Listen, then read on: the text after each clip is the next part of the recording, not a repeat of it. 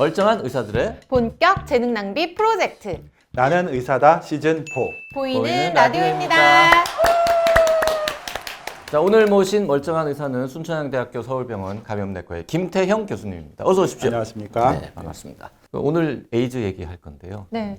12월 1일이 세계 에이즈의 날이래요. 네. 누가 정한 겁니까? 1988년도에 그러니까 희망도 없던 시절에 유엔이 정해가지고 유엔이 유엔에서 정했습니다. HIV를 극복하기 위해서 예방하고 또 환자들의 어떤 치료 불평등이라든지 낙인 이런 것들을 해소하기 위해서 이제 목소리를 내자. 그래서 이제 유엔이 그렇게 정하고 세계 모든 정부나 보건단체나 뭐 심지어 기업들도 이제 목소리를 내는 그런 날입니다. HIV가 바이러스 이름은 아닌 거죠. 바이러스 이름이죠. 그 바이러스 이름이 그냥 HIV 바이러스죠. 네, 어. 그렇죠. 그 HIV에 감염됐다라는 거 하고 에이즈라는 병에 걸렸다라고 하는 거는 다른 얘기죠. 네, 그러니까 이제 바이러스에 감염이 돼서 증상이 없이 뭐 우리가 몇 주, 몇 개월, 몇 년을 살 수 있는 그런 시기를 HIV 감염이라고 하고요. 그 다음에 이제 그 기간이 다 지난 다음에 보통 평균적으로는 한 7, 8년 정도 지나게 되면은 이제 면역 저하가 중증으로 진행이 돼가지고 여러 가지 합병증 감염이 생기고 암도 생기고 해서 사망하게 되는 걸 에이즈라고 합니다. HIV에 감염이 되면 증상이 있습니까? 많은 사람들이 이게 성관계를 통해서 전염된다는 이유 때문에 성병이라고 생각하는데요. 근데 HIV는 절대 성병이 아닙니다. 그러니까 B형 간염하고 C형 간염이 증상이 있습니까? 라고 하는 거하고 똑같은 질문인데요. 모든 종류의 전신적인 바이러스 감염은 처음에 들어오면 뭐 몸살이라든지 목이 아프다든지 설사를 한다든지 이런 막연한 증상이 시작되거든요. 그러니까 HIV라고 알아볼 수 있는 증상은 하나도 없습니다. 그냥 일반적인 뭐 바이러스 감염의 공통적인 증상밖에는 없습니다.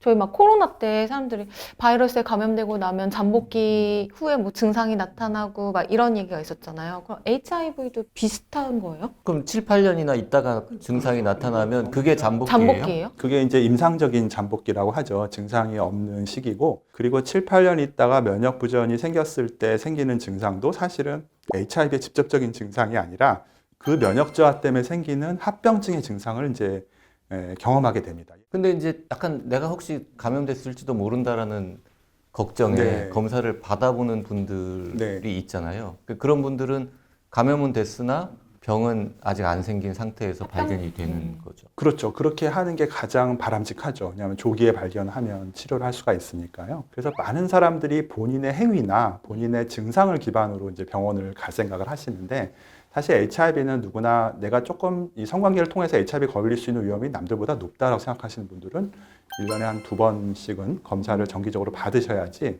왜냐하면 아무런 증상이 없거든요. 1년에 2번이요? 예, 한 번 이상. 위험이 높다고 하는 그 기준은 어떤 분들이? 아무래도 이제 성관계가 이제 다빈도 파트너가 있으시거나 본인의 성 취향에 따라서 이제 남성 성 파트너와 성관계를 하시거나 이런 분들은 조금 더 본인을 더 보호해야 될 그럴 필요성이 있겠습니다. 검사는 어디 가서 합니까? 검사는 사실은 모든 병원에서 검사가 다 가능하고요. 생각보다 그렇게 검사비가 많이 들지는 않고 대부분 대학병원에서 하는 엘라이자 검사도 한두 시간이면 결과가 나오거든요. 그렇지만 이제 병원을 방문하시기가 어려우신 분들은 보건소 같은 데서도 무료 익명 검사가 가능하고요. NGO 단체에서 이제 무료 검사를 또 지역마다 이렇게 제공하는 곳들도 있습니다. 그 가서 검사는 그 뭐 혈액 검사 합니까?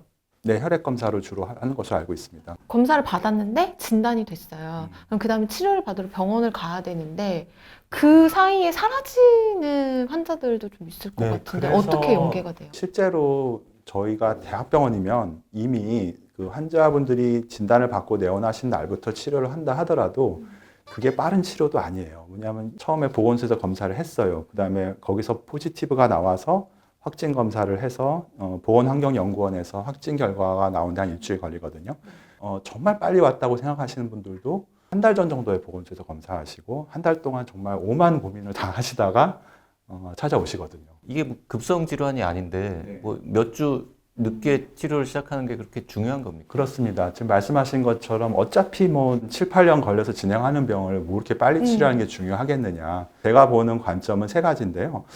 여러 가지 연구 결과가 진단으로부터 7일 이내, 그러니까 심지어는 당일, 진단 당일부터 약을 주는 사람들과 그렇지 않은 사람들을 비교해 보면 이제 면역 회복이라든지 이런 거가 다르고요. 그러니까 하루라도 빨리 치료하는 것이 본인한테 이득이 분명히 당연히 있고, 그다음에 또 한 가지는 이제 전파 예방.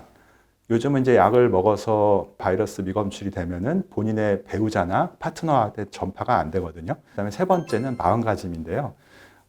의사하고 환자 관계에서 역시 뭐니 해도 가장 중요한 건 약입니다. 약이 곧 약속이에요.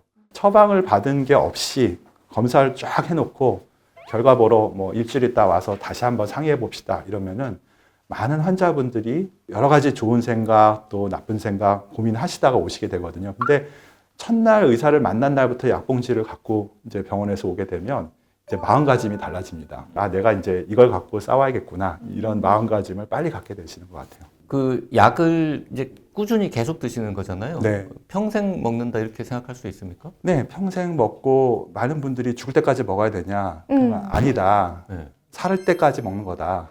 그렇죠. 네. 네, 라고 얘기를 해드립니다. 그 HIV 약 자체가 뭐 한 대여섯 개가 됐었습니다. 아침, 점심, 저녁 약을 먹고. 근데 이제 만약에 폐포자충 폐렴이 있으면은 또 박트림이 추가되죠. 결핵이 있으면은 또 HREZ 약도 다 먹어야 되죠. 그게 한 2015년 이때부터는 우리 감염인들의 약물 인권이 개선됐습니다. 과거에 칵테일 치료라고 했던 것들이 이제 하나로 뭉쳐져서 한 알로 이제 먹게 됐죠. 한 알짜리 약. 그럼 생각보다 얼마 안 됐네요. 얼마 안 됐습니다. 그 약이 비싸지는 않습니까?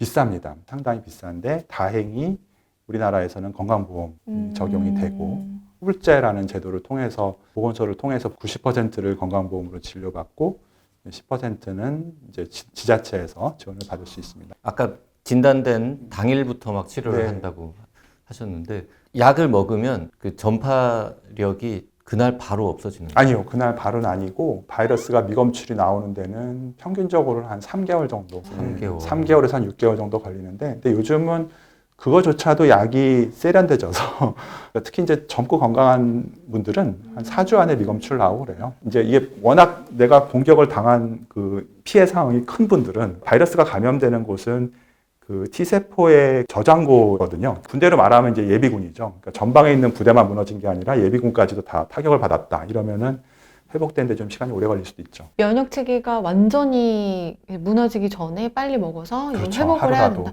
그럼 다시 회복되기가 어려운 거예요? 많이 시간이 망가지면? 가면 거의 대부분 회복이 됩니다. 그래요? 네, 그래서 약을 먹으면 그래도 한 1년, 2년 있게 되면은 건강하신 분하고 똑같은 상태가 되죠. 거의 그냥 잊고 살아요.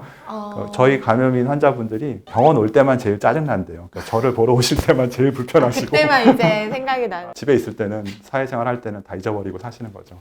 그 뭐 자료 보니까 U 이꼴 U 이런 네. 표현이 있더라고요. 이건 무슨 말입니까? undetectable equal untransmittable. 그러니까 바이러스가 검출되지 아니하면 전파되지 않는다. 이런 미국 그 질병청 자체에서 자기들의 어떤 공식적인 그런 페이퍼에서 치료를 잘 받으시면 파트너나 배우자한테 전파되지 않는다라고 이렇게 명시를 하고 있습니다. 그 콘돔 같은 거 안 쓰고 그렇죠. 성관계를 해도 콘돔 없는 성관계를 하더라도 전파되지 얻는다. 않는다. 예. 그 검출이 많이 되면 전파력도 센 거겠죠? 그렇습니다. 그러니까 사실은 그 HIV 전파는 HIV 환자들이 전파시키는 게 아니에요. 환자인지 감염자들. 모르시는 분들이 전파하는 거예요. 솔직히 말하면.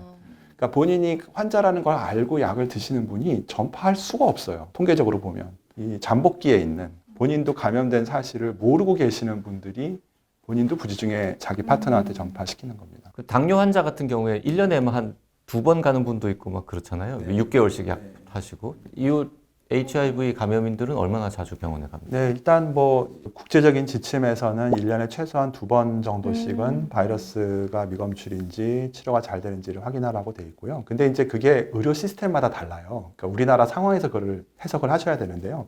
그러니까 예를 들면 많은 나라들에서는 HIV 감염인들이 감염내과 의사한테 모든 케어를 받진 않아요. 근데 우리나라에서는 이쪽 분야에 대한 지식과 경험이 아직까지는 대학병원 감염내과 이렇게 좀 국한되어 있으니까 저희가 이분들한테는 주치 역할도 한다 이런 의미에서 실제로 건강보험 심사평가원에서도 대학병원 적정 진료 기준이 3개월이에요. 음. 그러니까 의사가 3개월마다 환자를 안 보면 제대로 보는 게 아니다. 우리나라에서 좀 그렇게 보는 거죠. 약 부작용은 많지 않습니까? 이제 거의 없었던 것 같아요. 그러니까 부작용이라는 게 환자들이 느끼는 효능감하고 의사가 생각하는 효과하고 좀 달라요. 의사들은 항상 그것만 보거든요. 바이러스가 억제되는가. 아. 그다음에 뭐 CD4 면역 수치가 회복되는가 요거 보고 간 기능, 콩팥 기능, 뭐 헤모글로빈 뭐 이런 것들이 영향을 안 받는가 뭐 이런 것들이 우리 관심사인데 우리 감염인들은 굉장히 다양한 스토리를 말씀하세요. 이 약을 먹었더니 갑자기 기분이 좋아졌다. 뭐 아니면 뭐 되게 우울해졌다. 내가 이 약 먹고 뭐 머리털이 빠진다. 뭐 그런 것들이 사실은 이 우리 삶의 어떤 여러 가지 동반되어 있는 문제들과 또 정신적인 건강과 또 같이 드시는 약이라든지 뭐 이런 것하고 이제 같이 겹쳐서 생기는 문제들이 굉장히 많기 때문에 굉장히 다양한 조합의 증상들을 호소하십니다. 네.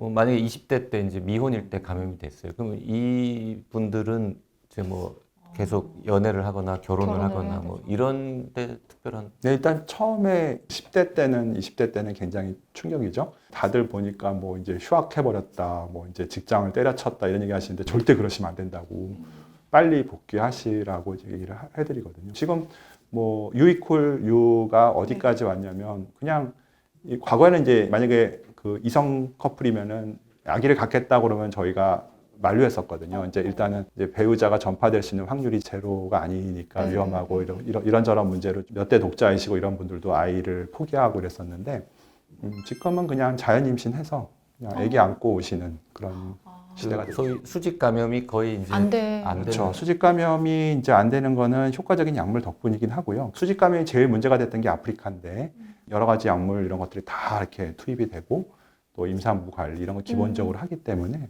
아프리카도 모자 감염이 없대요. 그 지금 건강상의 문제는 거의 다 극복한 상황인데 그냥 사회적인 인식, 인식이 낙인 뭐 이런 게 제일 문제군요. 문제군요. 만약에 선생님이 시형 감염에 진단됐다. 그러면 그거가 부끄러워서 직장을 그만두시거나 뭐 가족들하고 결별하거나 안 이럴 하죠. 이유가 없잖아요. 제가 보면 그냥 시형 감염 다음쯤 되는 병에 불과한데 이것 때문에 이제 굉장히 사회적으로 소외될 수 있는 그런 요소들이 많이 있는 것 같습니다. 그리고 그 직장이나 뭐 주변 사람들한테 말 안 하는 것도 자연스러운 게 아니 뭐 C형 간염 걸렸다고 어디 동대방대 떠들고 다니지는 않잖아요. 그렇죠. 그렇죠. 나 어디 네. 아프다고 막 B형 얘기하는 거 간염도 아니고. 마찬가지고. 내가 남한테 피해 주는 것도 아닌데. 네. 자, 저희가 방송 전에 커뮤니티가 있더라고요. HIV, 네, 맞아요. 에이즈. 러브 포 원이라는 곳이 있는데 거기다가 저 선생님 오신다고 궁금한 거 있으면 질문 좀 하라고. 맞아요. 그때 질문이 많이 쌓였어요. 네, 많은 분들이 질문을 네, 주셨습니다. 그거는 다음 영상에서 풀어가 보도록 하겠습니다. 네, 지금까지 순천향대학교 서울병원 감염내과의 김태형 교수님이었습니다. 네. 고맙습니다. 감사합니다.